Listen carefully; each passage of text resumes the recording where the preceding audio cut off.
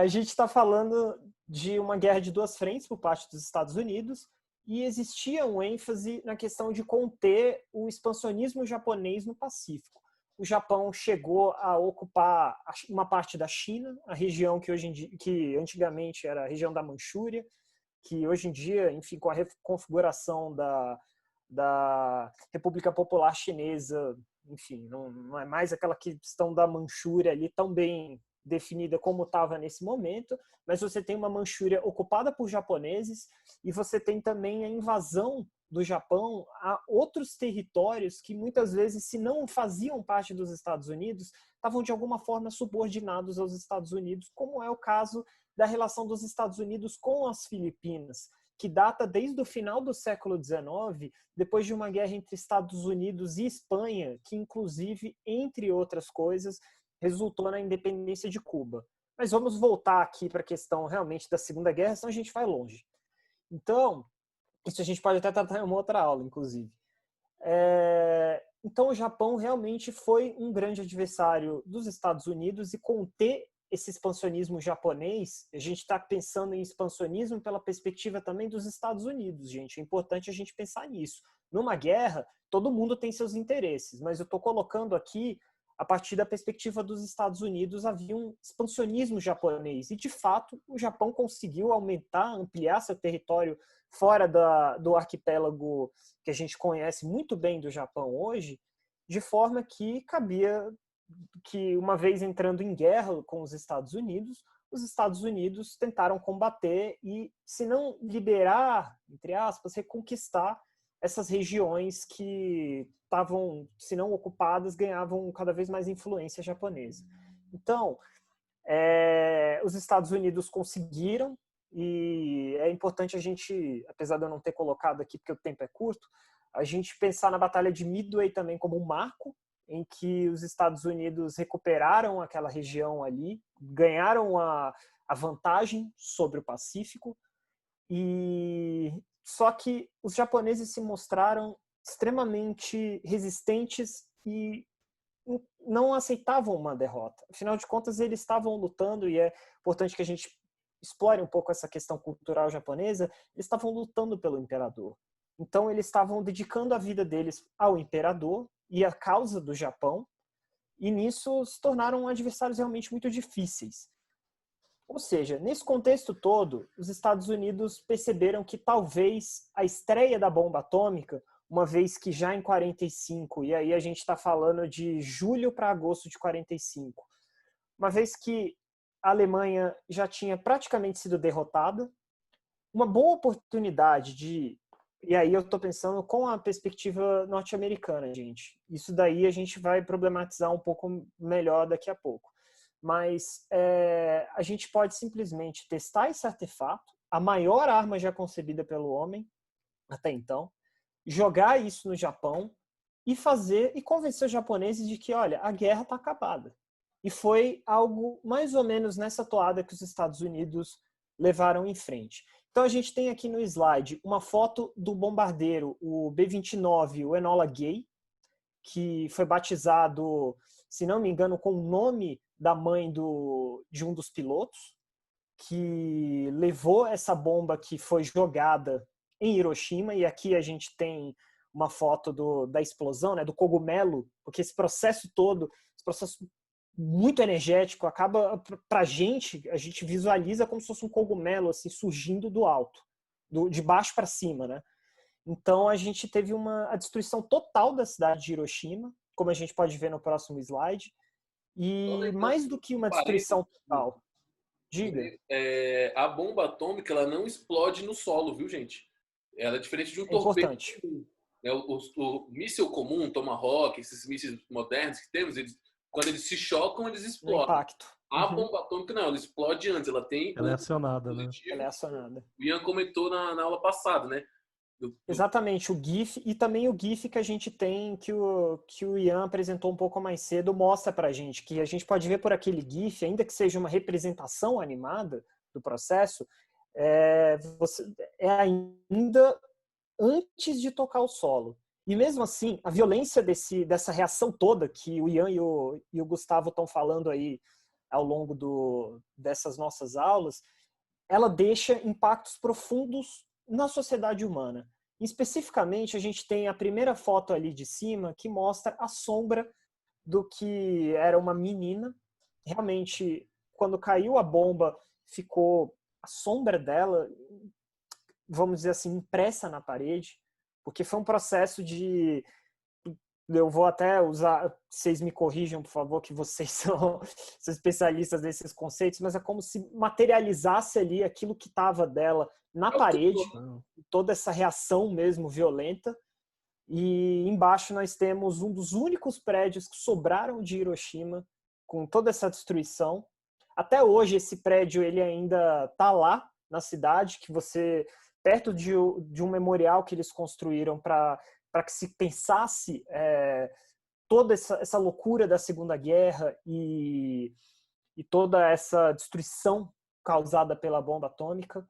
Enfim, é um dos únicos prédios ainda pré a bomba atômica que estão ali na cidade de Hiroshima. A cidade foi completamente reconstruída, gente. E assim, ali embaixo nós temos a referência do mangá do Gen. Eu imagino que a pronúncia seja Gen, gente. Desculpa, realmente eu não sei falar japonês, eu adoro a cultura japonesa, leio mangás, de vez em quando um anime e tal, mas eu não sei pronunciar. Eu imagino que seja Gen.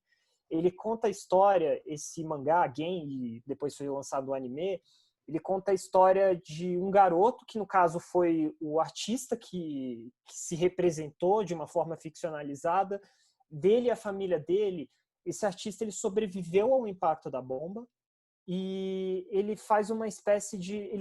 Ele questiona exatamente tudo aquilo que estava acontecendo, essa questão dos japoneses estarem ali na guerra, aquela loucura, aquele extremismo e aquele clima bélico que estava no próprio arquipélago japonês, e também, sabe, as consequências e o que acabou acontecendo, né, da bomba atômica. E daí a explosão que matou muita gente, destruiu cidades, não foi o suficiente, ainda teve o depois.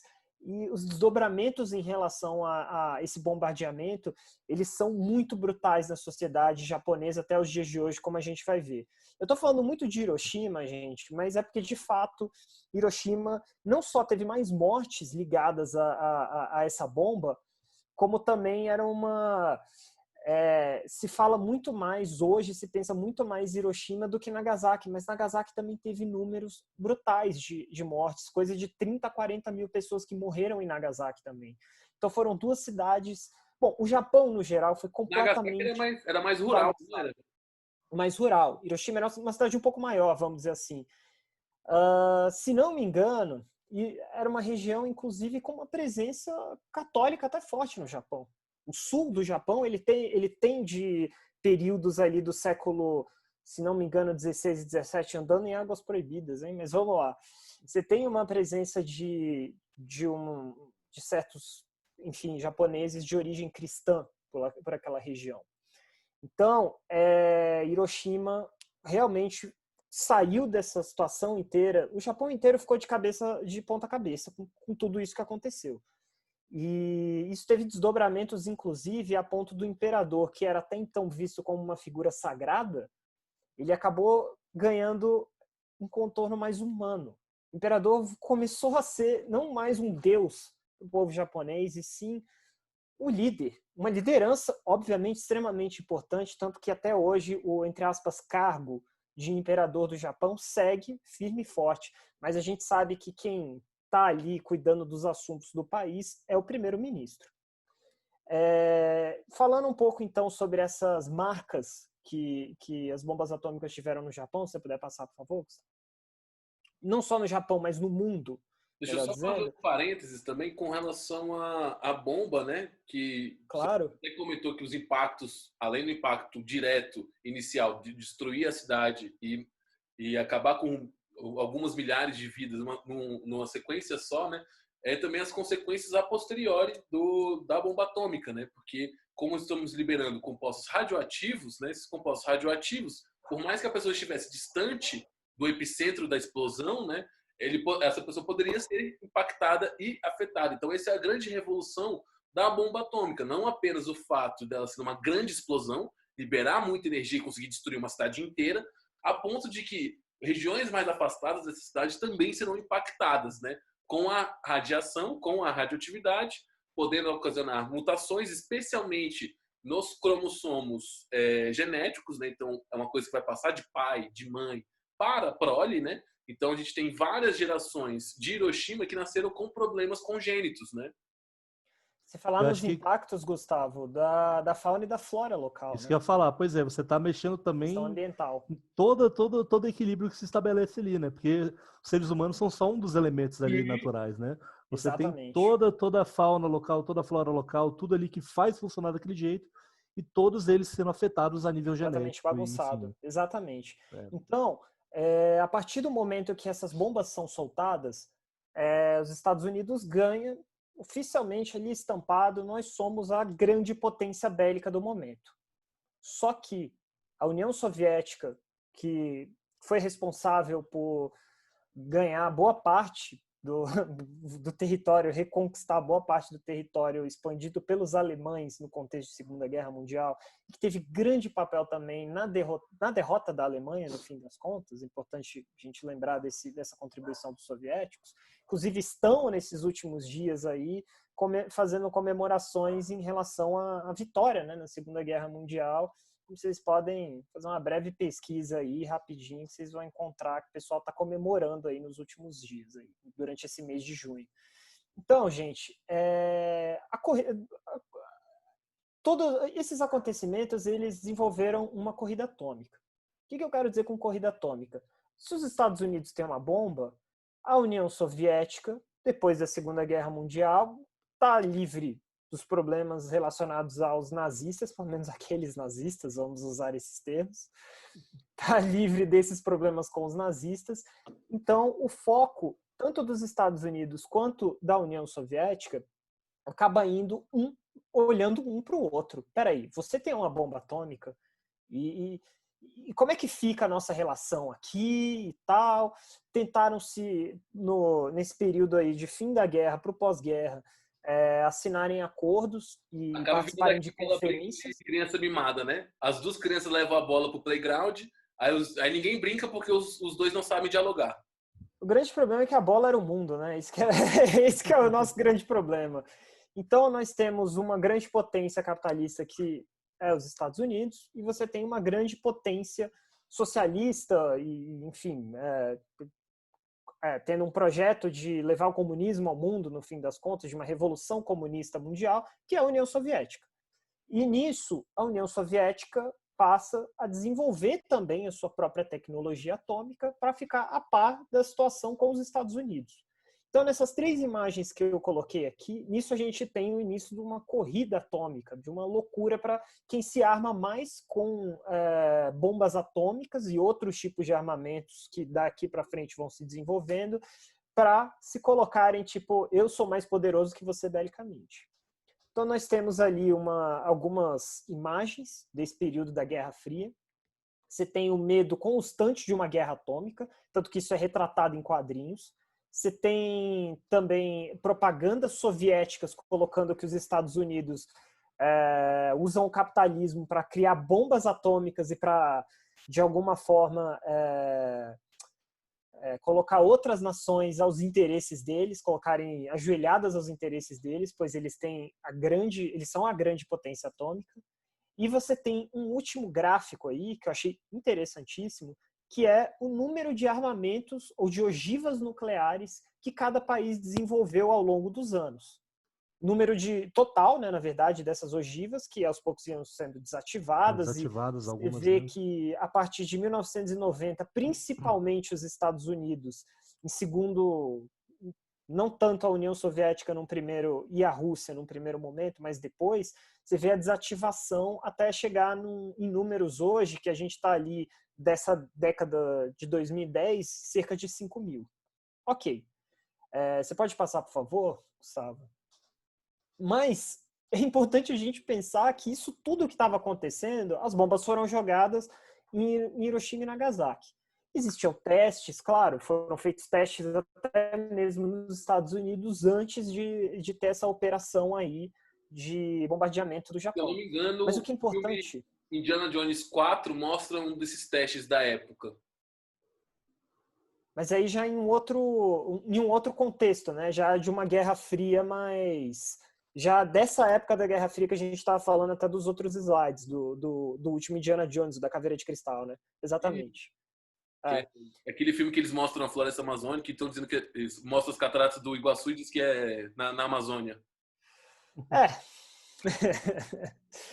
Então, gente, conforme o Gustavo já falou, e aqui está exposto nessa figura da esquerda, a gente tinha desenvolvimento de doenças, e principalmente o câncer. Então as pessoas morriam de medo. Beleza, eu sobrevivia ao impacto de uma bomba atômica. Tá, mas eu ainda posso pegar câncer, eu posso ter câncer na minha vida, eu posso ter grandes problemas por conta dessa guerra, dessa loucura atômica que se desenvolveu depois da Segunda Guerra Mundial, esse medo de morrer em decorrência de um conflito atômico entre Estados Unidos e União Soviética. E aqui embaixo, uma imagem sensacional que saiu na revista Time, em que se propunha, me faltam até palavras, em que se propunha a construção do seu próprio abrigo subterrâneo para sobreviver a esse novo mundo nuclear. Vai que de uma hora para outra essa guerra explode e eu vou ter que passar o resto da minha vida, ou pelo menos boa parte da minha vida, dentro de um abrigo. Então, se fosse hoje, seria um tutorial do YouTube, né? Seria um tutorial do YouTube, obviamente. Se fosse no Brasil, seria a revista Cara. Só jogar no Google como construir meu abrigo nuclear, que tem lá no WikiHow. Nem precisa de YouTube, tem no WikiHow. Ali você aprende a lavar desde legume até construir um abrigo. Então, quando vocês veem em desenho, em série, filme americano, essas coisas, hoje em dia é bem num tom jocoso, bem brincando com essa loucura toda. Mas era uma preocupação muito grande. E não é absurdo pensar que famílias realmente levavam, poxa, eu acho que eu devia construir um abrigo nuclear, né? Porque se o mundo vai acabar, eu acho que eu faço meu abrigo aqui. Então tinha suprimentos, você tinha mais de um cômodo, e você abrigava uma família inteira nesse pequeno espaço. Em tese, você estava bem, né? Você estava preparado para o que der e vier aí do conflito atômico. Mas existiam grandes preocupações nesse momento. Como a gente vai ver no próximo slide, a loucura da radioatividade, ela foi desde o cinema até a música. Da radioatividade, não, perdão, deixa eu reestruturar. Desse medo da bomba atômica, ela foi desde filmes, desde a televisão, como eu acabei de falar, que hoje em dia a gente tira sarro e tal, mas antigamente era uma preocupação real. O mundo pode entrar em um conflito nuclear de uma hora para outra, e onde eu vou me esconder para sobreviver eu e a minha família? Vou para o meu abrigo. Então, nós temos o Godzilla, que é um grande exemplo das memórias das bombas atômicas no Japão. Não sei nem se... Bom, gente, vocês sabem que ultimamente saiu o filme do Godzilla nos Estados Unidos, mas o primeiro filme do Godzilla é da década de 50. Isso era uma coisa que não tinha nem 10 anos de ter sido bombardeado o Japão. E essa loucura inteira, o que a energia atômica poderia, a forma como ela impactava na vida das pessoas, na sociedade, a destruição, aquilo que vem depois, as doenças, crianças, né, no momento, mães que, enfim, tinham filhos que tinham problemas congênitos, como o Gustavo mesmo falou.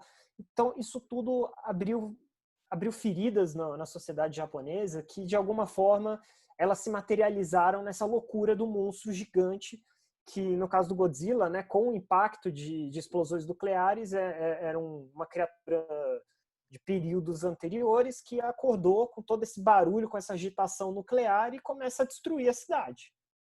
Posso interromper aí? Claro, por favor. Falar justamente isso, né? Que o Godzilla, o monstro gigante que a gente vê tanto nas produções, como você falou, japonesas, ele é justamente uma alegoria para representar esse grande poder de destruição, né? Exato. Que, enfim, para muitos realmente você não vê chegando, né? Enfim, realmente a cidade sendo destruída e tudo mais. O anime nada que excelente, você possa fazer. Nada que você possa fazer. Em outra ordem de grandeza, né? Não tá ao seu alcance remediar isso, né?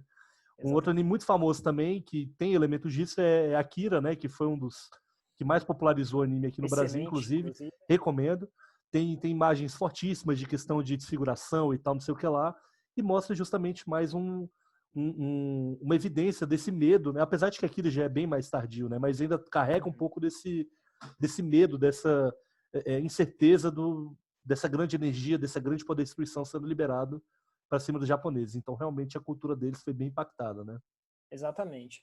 E nós temos na música também, eu trouxe aqui 2 exemplos distintos. Eu trouxe da banda alemã de música eletrônica, Kraftwerk.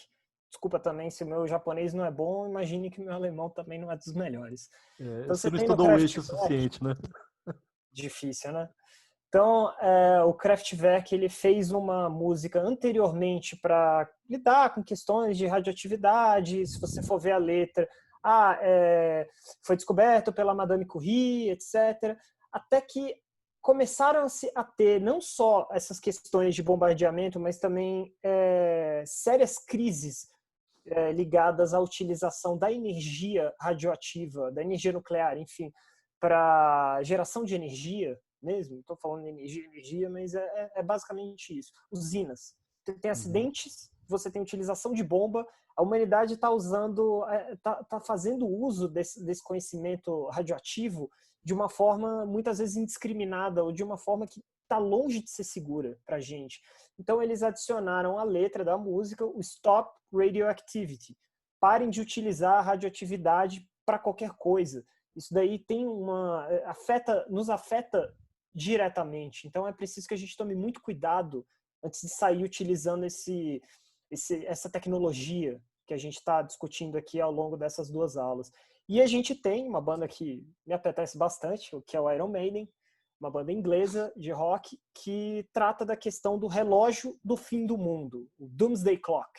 Isso significa que na música em questão que eu trouxe aqui, que é o single, né, enfim, do Iron Maiden, que é 2 Minutes to Midnight, 2 minutos para meia-noite, isso significa que é uma marcação específica desse relógio do fim do mundo, que é como se fosse uma alegoria do estamos perto de um grande conflito nuclear que pode simplesmente acabar com a vida na Terra. Eu ia dizer só a vida humana, mas antes dera os animais conseguissem, nossa, ainda bem que os humanos não estão aqui para acabar com a gente, mas a gente acabar com a vida na Terra.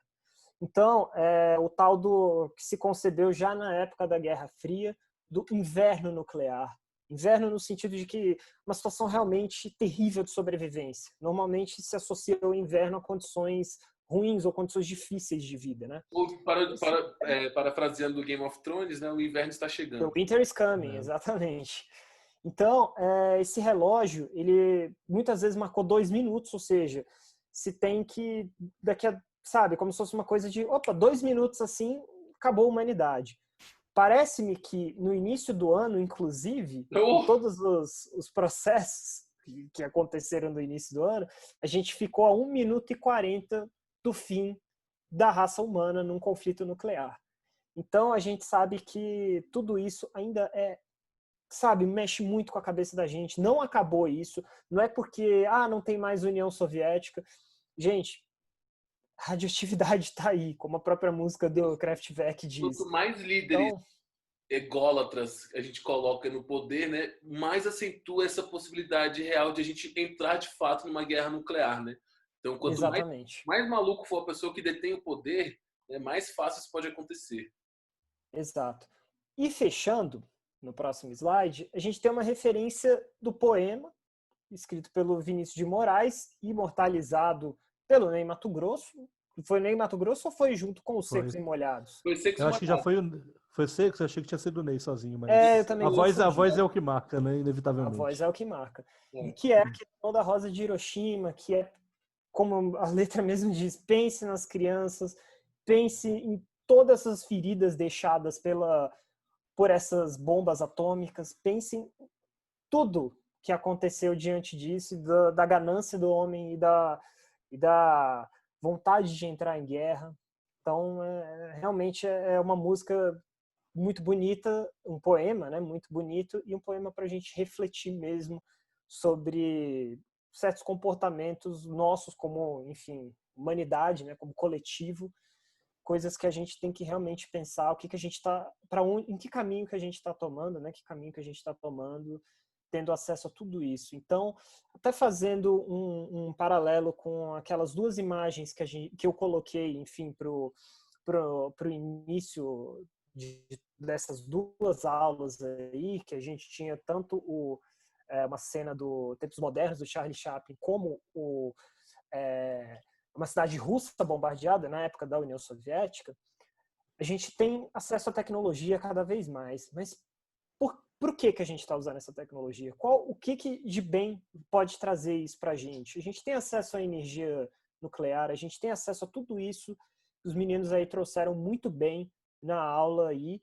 E o que a gente está fazendo com isso, né? Então, eu acho que essa é uma reflexão que a gente pode levar daqui para frente. E, em termos mais práticos, é uma reflexão que é interessante a gente pensar também, gente, para redação, para pensar também questões de provas aí, tipo, porque qual é a nossa ligação com a energia nuclear? Porque, sabe, para que isso serve para a gente? Como que a gente tem utilizado isso? Quais os impactos ambientais e impactos sociais que essa energia tem para a gente? Então, acho que esses são os pontos principais aí que a gente tentou trazer aí na discussão.